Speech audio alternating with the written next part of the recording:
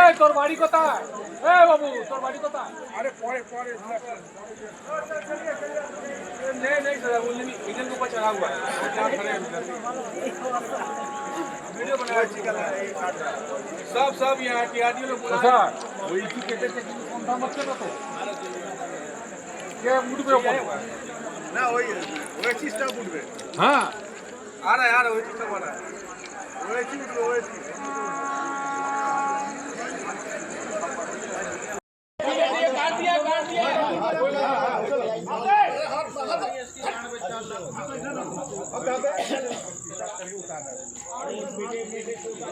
এই দিকটায় হ্যাঁ এইদিকে নিয়ে এইদিকে নিয়ে এসো ওই দিকটা নিয়ে যাও ওই দিকটা নিয়ে যাও হ্যাঁ ওইদিকে নিয়ে যাও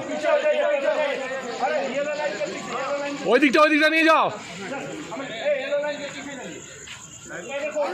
হ্যাঁ ওই দিকটা নিয়ে যাও ওই দিকটা হ্যাঁ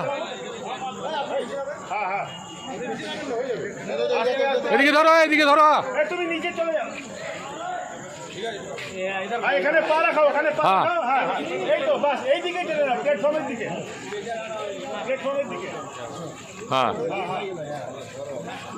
চলো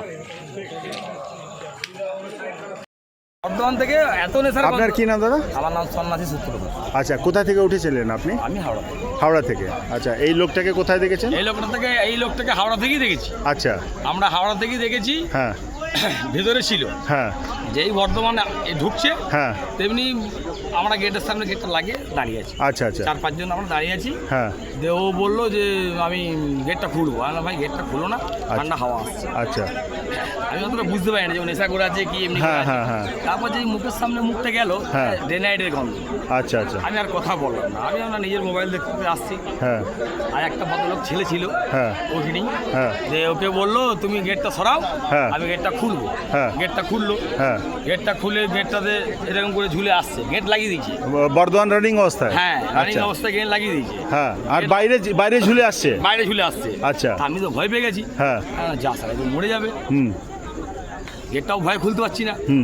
তারপরে একজন টর্চ মারলো, একজন ছিল বগিতে। আচ্ছা আচ্ছা, টর্চ মেরে দেখলো যে আছে কি না। আচ্ছা, আছে। আচ্ছা, ছেড়ে দাও, গেটটা খোলার দরকার নেই, ও থাক। আচ্ছা, তারপরে মান করে যখন এলো, হ্যাঁ, তখন একবার জানলা থেকে দেখলো আমাদেরকে। আচ্ছা, ঠিক আছে, জানলা থেকে দেখার পরে কি করে যে মানকর থেকে উপরে উঠে গেল, আমরা রানিং অবস্থায় আমরা 3-4 জন ছিলাম, কেউ আর বুঝতেই পারলাম না। ও মানে মানকার অবধি দেখা গেল এই দরজার বাইরে। হ্যাঁ, তারপরে মানকারের পর ওখান থেকে উঠে গেল উপরে উঠে গেল। আমি বললাম কি করে উঠলো রে ভাই? একজন ছিল আমার সাথে, বললো উঠতে পারবো না, তারা মনে হয় পড়ে গেছে। আচ্ছা আচ্ছা, ঠিক আছে, তারপর আরো লোক ছিল, ছেড়ে দাও, যা হয়েছে বাদ দাও। আচ্ছা, আরে ও তো পড়ে যাবে। তারপরে আমরা পানাগড় নামও তো দেখি, পানাগড়ে নামলাম, পানাগড়ি বাড়ি। আচ্ছা আচ্ছা, যে একজনের টর্চ ছিল, বললাম টর্চ মেরে দেখো তো দেখি কোথায় রয়েছে। দেখছি ওই ধারে বগিটাতে লম্বি এরকম করে শুয়ে উপরে। তারপরে ড্রাইভার সাহেবকে বললাম, আচ্ছা, যে আপনি গাড়ি করুন, একজন শুয়ে আছে। আচ্ছা আচ্ছা, এই ড্রাইভার সাহেব গেল। তারপর ওই ড্রাইভার যখন টর্চ মারলো, তখন ও ওই দিকে না গিয়ে সামনের দিকে আসছে। আচ্ছা আচ্ছা, সামনের দিকে আসতে আসতে এখানে গিয়ে একটা বাস। আচ্ছা, আমি ভাবলাম তাহলে মরে গেছে। হ্যাঁ, তারপর দেখছি এখানে এসে। আপনার কি নাম দাদা? সন্ন্যাসী সূত্রধর। এই মোবাইল নাম্বার 7718401401 7718401401 771। আচ্ছা, আপনি পানাগাড়ি থাকেন তো?